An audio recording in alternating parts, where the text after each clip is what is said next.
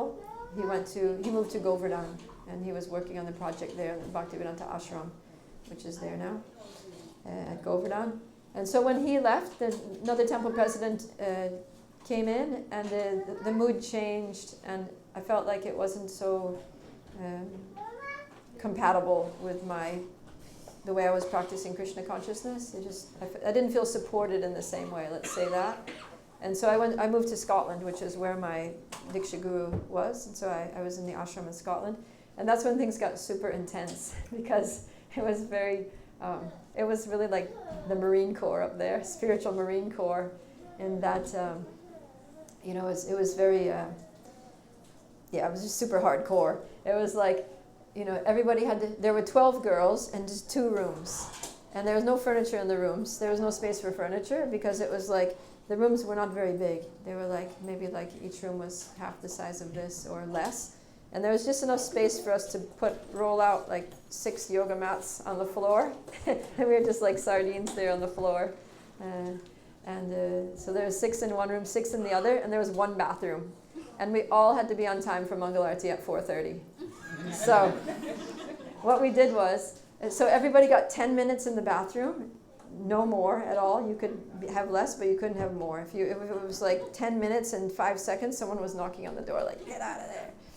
Anyways, because that meant that if you had 10 minutes and 30 seconds, the next person got only 9 minutes and 30 seconds, right? So you had to be on time.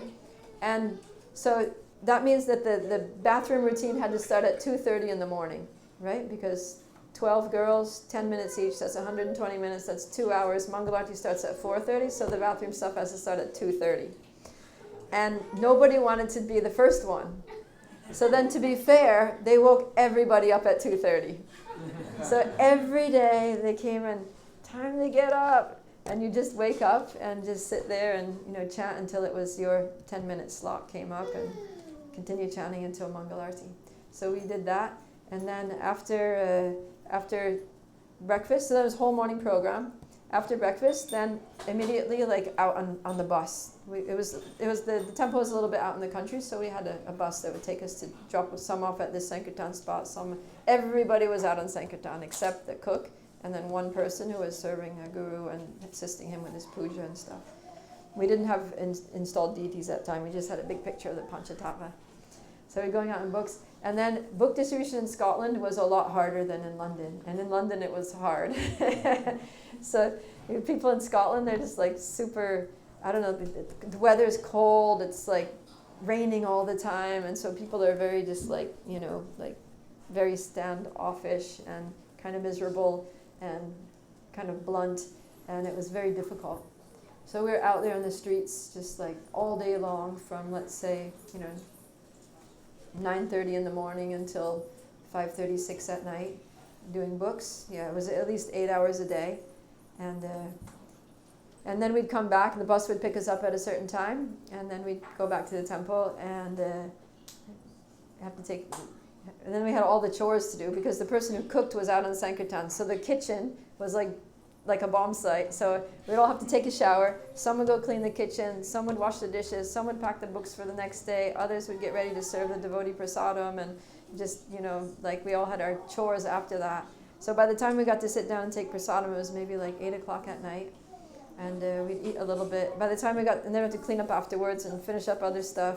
By the time we got to bed, it was 9:30, and we had to wake up at 2:30. And so it just went like that.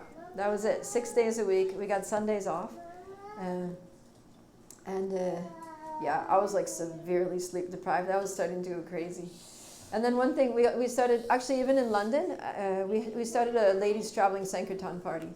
So then we were going out in a van, and I loved that. That was really good. So there's 3 of us going out in a van and going from town to town, distributing books, and then driving to the next town, sleeping in the van in the parking lot. And we had a little shower thing in our van, and we didn't have a toilet though. We had to go to the gas station or find some bushes or something like that. So distributing books and then coming back and driving to the next town, sleeping in the van. So that was a really nice life with the girls. That was really, I loved that. That was for me it was just idyllic, So when I went to Scotland, then they had never had a ladies traveling Sankirtan party there before. And so they thought, well, I had experience doing it, so they asked me if I could lead a ladies traveling Sankirtan party, and I was like, sure. So I went with a few other girls, and we got a van, and we were traveling all through Scotland. We went all the way to the north of Scotland, and that was in December when it was freezing cold.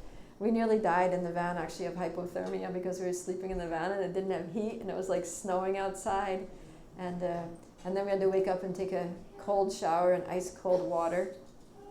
And the only way that I could survive that cold bath, it was just like, it wasn't even a shower, it was just like we'd fill up milk jugs with water and just keep them there, and then next morning but the only way I could survive that thing was that this was my trick, was that I would get a bar of soap that was like flavored, like peach flavored soap or strawberry flavored soap.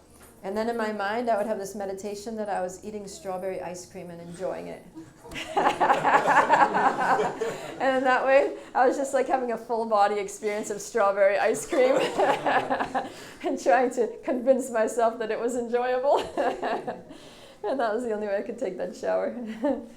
But yeah, and the thing, actually traveling Sankirtan had the extra added bonus experience of the fact that we weren't allowed to buy any food.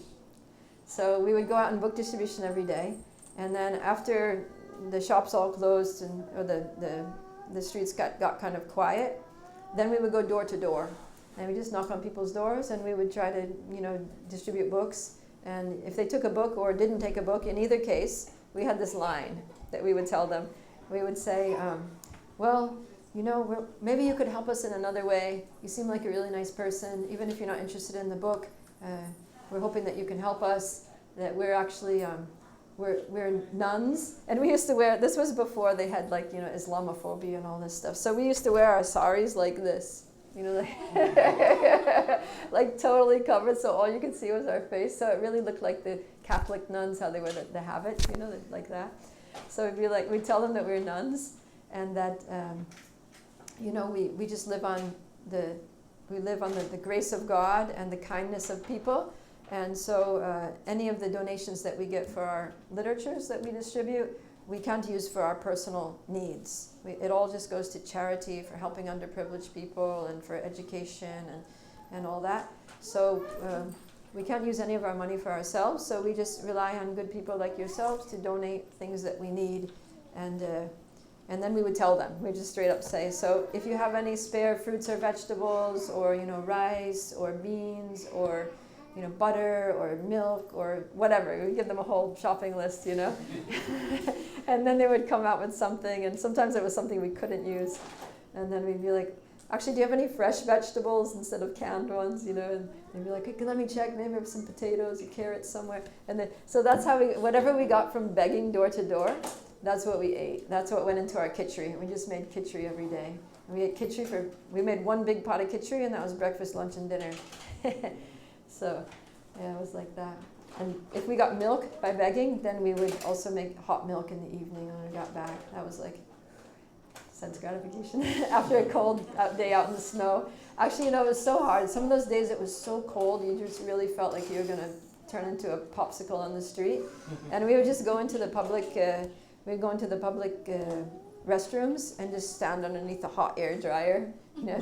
Take off our boots and put it there under the air dryer, warm it up, put your foot back in quick.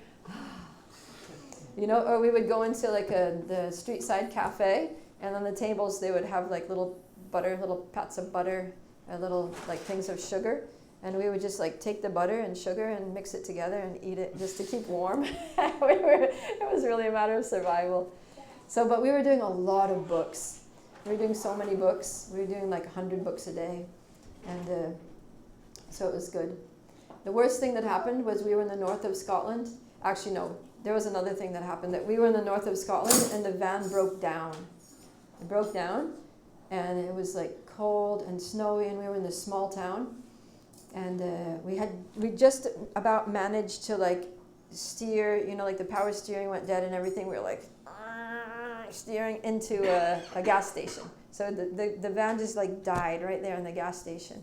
And then we're sitting there in the van. We'd already had a whole day of Sankirtan. It was like, we'd already done our begging door to door, and it was like 9 o'clock at night. And we're like, oh no, now what are we going to do? So there was this little kid, maybe like a 10-year-old boy, who was in the gas station, and he was just kind of loitering around there. And then he came over and he said, like, are you guys okay? Do you need some help? And then we said, actually, yeah, we're kind of stuck here and stranded, and we don't know, we're visiting the town. We've just been here for one day, and yeah. And he said, well, let me get my dad. He's good with vehicles. So he brings his father over, and then his father's like, yeah, I think I can fix this thing. So then he goes and he gets a tractor, and he like ties a rope, and he drags the van over to his place, okay? And then he said, you girls sleep in this van? And we're like, yeah. And he said, must be cold. We're like, yeah. And he says, tell you what, I'll run an extension cord from the house and give you guys an electric heater. And we were just like, whoa, it was going to be like heaven in that van with electric heater. So we all slept very well that night. And next morning he spent the whole day with his head underneath the hood of our van, fixing. And then finally, somehow, he fixed it. It was ready to go again. And then we were so grateful. We tried to give him a Krishna book, but he wasn't an academic type. He was just like a very simple, like, I don't know, he was probably even illiterate. And the kids were all just like, he had a bunch of kids. He had like 8 kids, and they were all looking like, kids who didn't eat properly, and the health wasn't very good, and probably didn't go to school either. And, it was just kind of one of these sort of what we might think of as a backward family, But they were so helpful and so hospitality. Like, they're just doing everything to try to help us.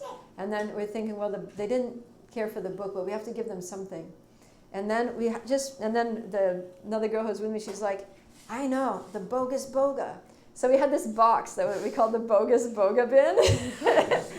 And it was all the stuff, because sometimes we go door to door begging, and sometimes you get like these people that they don't have anything like that you can use to offer you. And so they want to give you they come out with, how about this? And you're like, how about this? And afterwards, fine, you just want to accept their offering, because you want to engage them somehow in service, right? So we had all kinds of stuff that we couldn't eat, we didn't have anything non-veg or anything, but we might have something like baked beans with onion in it, or like chocolates. In those days, we weren't eating chocolate. Even brown rice we weren't eating, because we were told that was not for human consumption. It was like horse food. That Prabhupada said that was for horses or something. So we weren't eating brown rice. So we had anything that was cooked by non-devotees we didn't eat. So it was around Christmas time. They're giving all these Christmas tins full of like special cookies and chocolates and all these things. So we had like a lot of that stuff. It was just taking up space. And then, so we were like, yes. So we gave them, it was like for them, it was like a Christmas hamper. And we wouldn't eat anything out of a can either. We were like very paka with our eating habits. So all of the canned goods, all the cookies, the chocolates, the whatever, we just put it in a box, and we were like, here, we want to give this to you. And the kids went wild. They were just like, wow. They were like, look at this. There's cookies, there's chocolates. So it was nice. We were able to reciprocate with this family. And it was all, Krishna just saved us. Otherwise, we could have died. We could have been really stuck there. And the other thing that I was going to talk about was the day we lost the car keys in the snow. We were going door to door begging, and we got back to the van, and then I don't know who had the car keys, but we were all checking our pockets, and they weren't with us at all. Car keys. And then we went through the snow. We spent an hour just going like this on the ground, retracing our path in the snow, trying to find the car keys, and we never found them. And then a devotee had to drive all the way up from hundreds of miles and bring us the van keys. In the meantime, we're just like shivering to death outside the van. Anyways, so all these fun stories. So then, after a couple of years in Scotland, Krishna saved me. Actually, we had this marathon, because my spiritual master he was a close friend with Shivaram Swami, and they were working together to develop the project in Hungary, New Vrajadam. And they were about to install the deities there, Radha Shamasundar. But they needed to raise money for the festival and all that. So we had a one-day marathon to raise money, that all the money from that day would go to Hungary for installing the deities and opening a temple and all that. So that day, I was very sick. I was like very, very sick. I had a terrible flu or something really bad, and I had a high fever, a headache, my body was aching, I was tired and everything. And I felt really bad because I wanted to go out and, you know, please my guru by doing this marathon. And but I felt like I couldn't. I was just in no shape to go out that day in the cold. And so I went to the temple president and I said, Prabhu, he was my senior god brother, I said, Prabhu, I really don't think, I'm so sick, I don't think I can go out. I would like to, but I don't think I can do it. He said, okay, I'll talk to Guru Maharaj and see what he says. So then after he called me down, and then he said, I spoke to Guru Maharaj, and he said, you can die tomorrow if you want, but you have to go out today. And I was like, shoot. All right. So then I bundled up with a big jacket and a pocket full of tissues, and actually I have my god sister. I have this god sister who's like a super like naughty god sister. She was born in the movement, so she has that Guru Kuli mood, you know, kind of like anything goes. And she was like, and all of us, the rest of us were like super prudes, you know, like we wouldn't eat anything cooked by non-devotees. We never touched chocolate, anything like that, you know, we're just like very strict. But then she saw my situation. She was like, Prabhupada Priya, come here. So she pulls me into the pujari room. And then I'm in the pujari room. She opens up a drawer and she says, this is what Guru Maharaj takes when he's feeling really bad and he has to go to like a preaching program or something like that. So I'm like, what is it? So she opens up and she takes out this little paper sachet thing. And it's a thing called Beecham's powders. So I'm like, what's in it? It's like this white powder. And I look at the ingredients. It's like 2 ingredients, aspirin and caffeine. So she's like, don't worry about it. This is an emergency. She just puts 2 doses of that in a glass of water and says, drink it. So anyways, I just gulped that down and went out on Sankirtan. And then, so I went to Edinburgh. It was one of the big cities in Scotland. And that day was a good day for Sankirtan because there was a soccer game. So football is like a big thing in Europe and the UK. So there was a soccer game between Scotland and Wales. And they're friends. So it was like, it wasn't like I hate you and we're gonna, you know, defeat you, crush you day, but it was like, you know, it's just like a friendly game. So both sides were happy. So everybody was happy. And both of those countries, the Scottish and the Welsh, they drink a lot. They're like really hit the bottle hard. So there are all these very happy, drunk Scottish and Welshmen walking around celebrating, you know, this great game that they just had together. And so I was just stopping all of them and showing them the book and asking them for a donation. They're just like, sure, I'll give you a donation, hen, you know, and they're just like slamming all their money out in my hand. And I was just like, here you go, take this, put it in your bag. Don't look at it till you get home. And it was like, and I did it, despite my situation, despite my like bad health and everything, I did over 200 books that day. And I collected more money than I ever had. It was like 745 British pounds, which was over $1,000, just on the street, just like going up to people and asking for donations. So we went home. It was like way late. We got back at like 10 o'clock at night. And then as soon as the thing is, once I got into Sankirtan, I was just on this wave of Lord Chaitanya's mercy, you know, where like I didn't feel my body. I was not even conscious of my body. But as soon as we got back to the temple, and as soon as I stepped foot through the door of the temple, I just immediately like started like shaking and like having almost like convulsions, you know, and I was like, oh my God, I'm gonna pass out. And then I ran up to the room and I just lied down on my bed. I got in my sleeping bag. It's like a mummy bag. So I like pulled the drawstring over my head like that. And I was like, I do not exist. I'm not doing anything. And then the girls were coming in and telling me, oh, you've done so great on book distribution. First, because they're all the coins. So we had a machine for counting the coins, but the bills, the paper money, we had to count by hand. So the girl who does the coin counting, she came to call me. She's like, Prabhupada Priya, you need to count the bills. And I said, I can't do it. She's like, you have to do it. It's not fair to make me do it. Everybody else is counting their own bills. You have to count the bills. I said, burn the flippin' bills. I can't count them. So I think she ended up surrendering, or someone else counted them. Yeah. So then they came and told me, and then my older god sister came and said, Guru Maharaj wants to talk to you, because they informed him how much I had done. She said, Guru Maharaj wants to talk to you. I said, I am sorry, I really have to apologize. I cannot talk to anybody. I'm just gonna, he promised me that I could die. Can I please just die? So then she said, she went down and she came back. She said, yeah, he'll talk to you tomorrow. So next morning I woke up and I was feeling much better. And I went into his room, and then he said, Prabhupada Priya, I'm really happy with you. I'm really pleased with you. That was a big surrender. And he said, I've been thinking about what to do with you. He said, I was thinking either we can keep you here and you can buy us a new temple, because they were talking about buying another building, having a big temple, because we just had a couple of houses, 6, 1 bathroom, 12 girls. It was like not functional.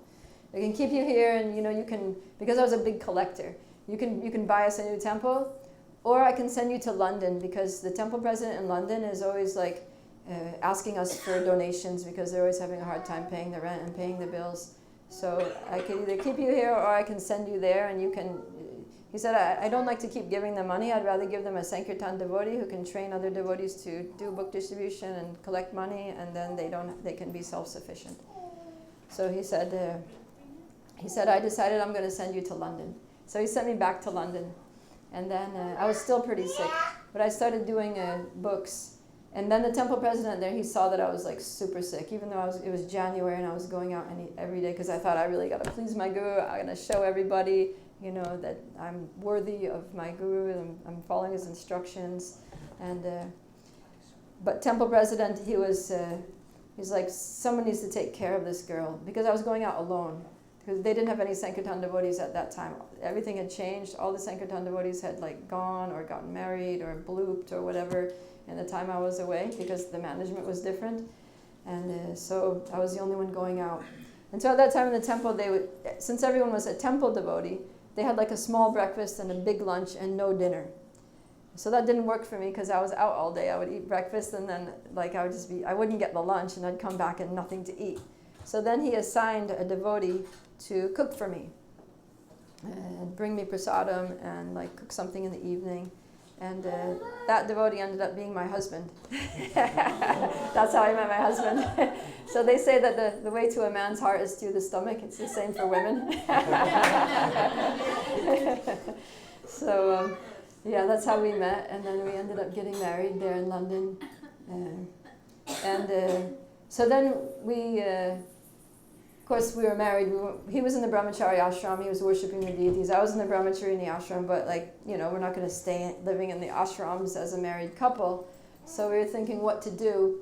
And from the time I joined, I always had this resolve that I'm not going to get a karmi job. I'm just not going to go there and just work for some person who eats meat and does all kinds of nefarious things. And I just want to work for Krishna. Just straight up devotional service. That was my conception anyway. And my husband was the same. So we're like, all right, well, I've been maintaining temples, through book distribution, so we can probably maintain a family. So that we thought, and then he said, yeah, why not? Let's try it. So then we just, oh, do I have to stop? Okay. Very funny. So we made an agreement with the temple president that we could do book distribution and keep a percentage of it to prepare for, because we had nothing. In those days when I joined the temple, I just closed my bank account and gave everything to the temple. And he had done the same. That's just what everybody did. So we had zero, we had nothing when we got married. We had no money, no house, no nothing. We were both in a foreign country. So it was pretty crazy. So we made a deal that we could keep a little a percentage of the collection to save for our Grihastha ashram. So we did that for a while until we had enough to buy a van. So we bought this cheap van, the cheapest one in the classified section of the newspaper. And then we did book distribution a little bit more to save enough money to buy books. We went down to the BBT and we bought hundreds and maybe 2,000 books. And we filled the van up with books and we set off. That was our honeymoon on book distribution. And then we just started distributing books. And yeah, it worked out really well. After a while, we'd saved up enough money to go to India. I had never been into India. My husband had gone as a brahmachari, spent 6 months in the Krishna Balaram Mandir Brahmachari ashram, and he had loved it there. He had such good impressions of Vrindavan, temple life. He was serving Krishna Balaram there in the deity department. So he wanted to take me to Vrindavan. So we went to Vrindavan, and my first time in India, I was just so like, blissed out. Everything's pure, everything's transcendental. This is Krishna's place. And we went, so one day we go to the Yamuna, and we were like, okay, we're going to bathe in the Yamuna.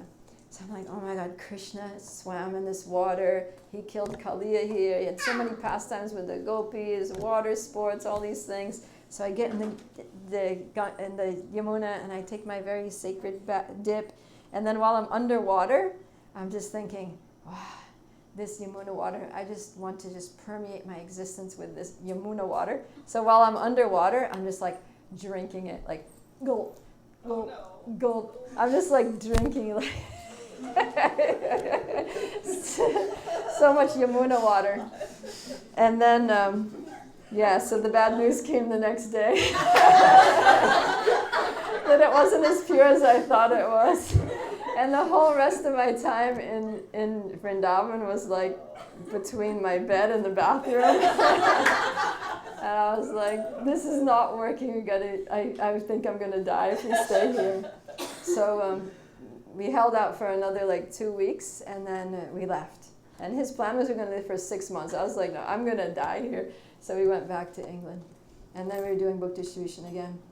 So fast forward, we went back to America, and after some time my first daughter was born.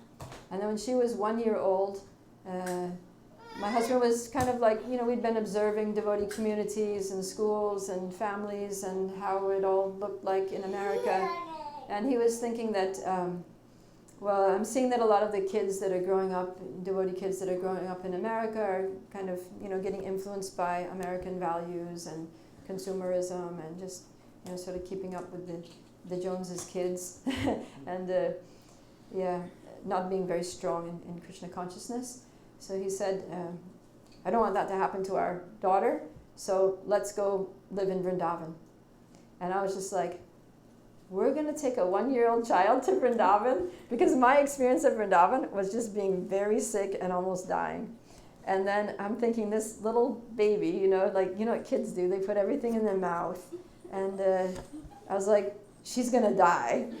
That was my first thought. I was like, the baby is going to die in Vrindavan for sure. Like, I was a strong, healthy, young person, and I barely made it out of there. So I was like very much against it. But he was adamant. He was like, no, it's going to be okay. Krishna's going to protect us. And don't worry, now you learned a lesson. You're going to be careful. So we moved to Vrindavan. And the kids survived, I survived, and we all had a very purifying. It was intense because that was the 90s, and it wasn't as developed as it is today. There wasn't there weren't a lot of conveniences and things, resources available. Basically we just had to, it was austere. It was very austere. The weather's extreme, cold winters, hot summers, and little kids. And so my second daughter was born there. And then we continued. So our program then was that we'd spend 10 months in Vrindavan, and then during the hottest time of summer, like May, June, maybe into July a little bit, we would go back to London and do book distribution. And so we just travel, and we were living in the van then with the kids. And so when we had our first daughter, she just stayed in the van with us. But when we got the second daughter, we were like, all right, we need to expand the griha a little bit. The van is not enough. So we got a camper trailer to pull behind the van, and then we started staying at camping grounds. And so the kids kind of grew up with that life of traveling Sankirtan and seeing the world, a different town every day, and Vrindavan, growing up in Holidam. So, and the good thing was that we only had to work for those 2 2.5 to 3 months out of the year, and we could save enough money from the book distribution that we could just live peacefully for 10 months, because in Vrindavan at that time, now it's a little different, but the cost of living was very little. Like it was practically like, rice was like 10 rupees a kg, dal was 15 rupees a kg, the vegetables were all like under 10 rupees kg, so it was just like, it was almost like free. It was practically free, it's like 10 cents for a kg of maybe it was 20 cents at that time for a kilo of rice. So, yeah. So we were able to survive like that, and then I was homeschooling my daughters at our place in Vrindavan. We started a little homeschooling collective for all the girls who lived in Vrindavan, because there was no girls' school. So especially the devotees from Western families who had daughters, because they didn't speak Hindi, so they couldn't really do well at the local schools. So it was a good solution. We had a nice little program there. We had enough kids to have a couple of different classes and do dramas and kirtans and take them out on Harinam and all this stuff. So that was a lot of fun. That was working well with my older daughter. We homeschooled her till she was 10. But the younger one, she wasn't into homeschooling.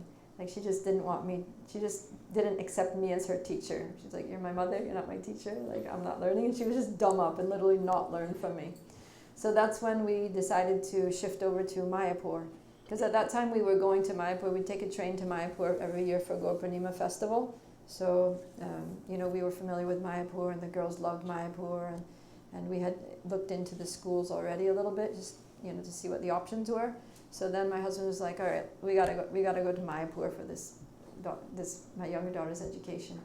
So we went, we put them in Sri Mayapur International School, and it was great. It was fantastic. Actually, Mayapur was like such a blessing, because Vrindavan was very austere. Like I said, it was just very hard, and the monkeys were always terrorizing me because I wear glasses. They're always like trying to jump on me, and I went through like 3 or 4 pairs of glasses a year.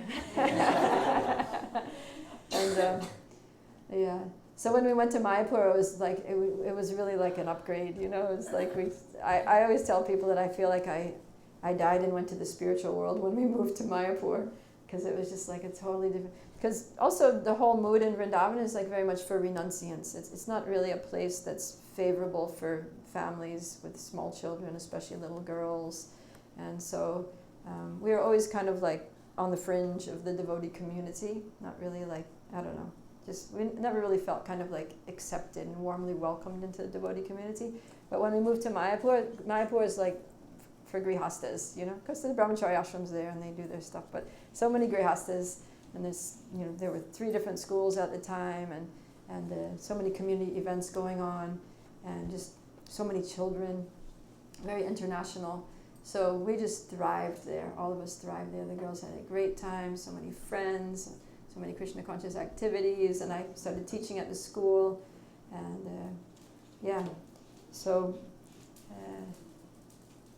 so I just wanted to kind of paint a little picture of some of the key events of my life, just to show how, there are options. I feel like I made choices. My husband and I we chose an alternative way to live, to navigate, life in the material world in a way that's Krishna conscious. And we always tried to make decisions that were, accepting what's favorable for Krishna consciousness and rejecting what's unfavorable, even though it might be a little difficult, a little austere, a little risky, going into unknown territories. But somehow or other, by Krishna's arrangement, it worked. And my daughters, they graduated from Sri Mayapur International School with Cambridge International Examinations diplomas, and my older daughter's initiated. They both chant 16 rounds, never broke a regular principle in their life, and they just want to do nothing but serve Krishna. So it was a success. So then got to the point where my daughters are grown up, and I feel like my husband and I both felt kind of like, our Grihastha ashram had run its course, sort of served its purpose, and it was time to get back into more full-time preaching. At least for myself, I was eager to get back on the front lines and my spiritual master was also pushing me to come to America and preach. So so then we decided to head into a Vanaprastha kind of stage, Vanaprastha ashram, to be a little more detached from each other, detached from the family stuff, and be more focused on preaching and sharing what we've learned with others. So that's what I'm doing now in America, trying to, as I was trained in Krishna consciousness and ashram life, to try to help others. And while I was living in Mayapur, I was fortunate to be able to do a lot of shastric study.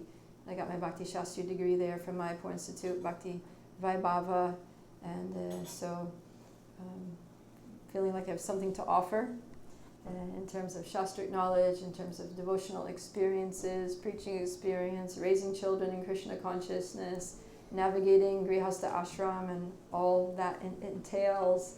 And so now I feel like Krishna just is like, all right, you did that, and now it's time to move on and share with others, use the spiritual resources that you've been blessed with to help others. So now I'm in this different stage of life, and it's very exciting.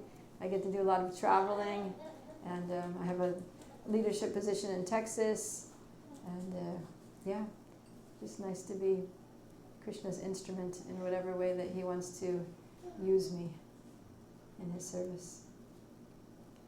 So thank you for your kind attention. I don't know if there's any time for questions. Yeah? Okay.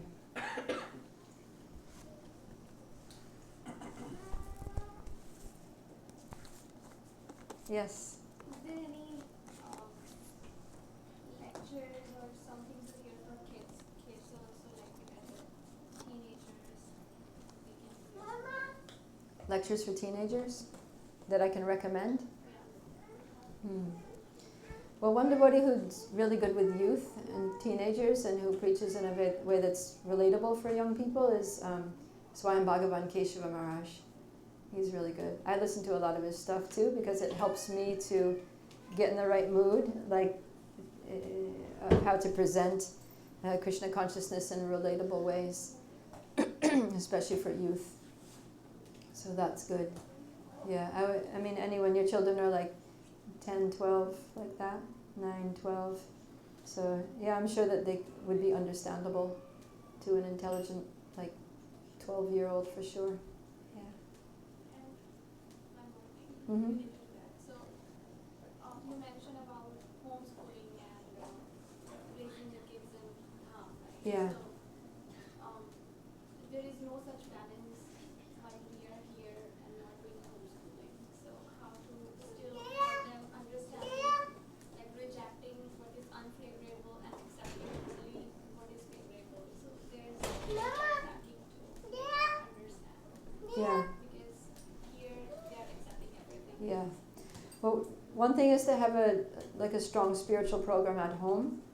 Like have a morning program that the kids are involved in. And also, like you do, plugging into your local Krishna conscious devotee community. And then, having open discussions with your children about things.